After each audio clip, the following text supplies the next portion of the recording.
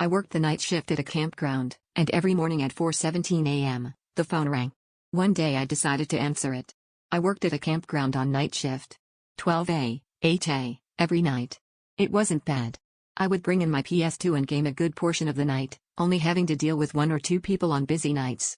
It was just me in this little 8x8 shack, with nothing around but dark, all night. My first week there, the other third shift guy who was quitting told me about this payphone a few feet from the shack where I worked. He said it rang every night at 4:17 a, just once. It was probably just an automated test call, he guessed. He's never answered it himself. I go for a few months with the job. It was the middle of summer, so most nights I had the windows closed so I couldn't hear the payphone go off. Mid-August I started leaving the windows open during the night.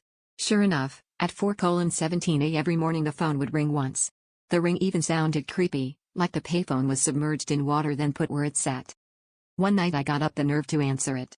I set an alarm at 4:15 and would go wait at the phone until it rang. When it did, I answered it. But there was no sound. Just dead air, like someone was on the other line but wasn't answering. I said hello a few times, and hung up. I did this every night for a week with the same results. I didn't think anything of it and left it alone after that for about a month.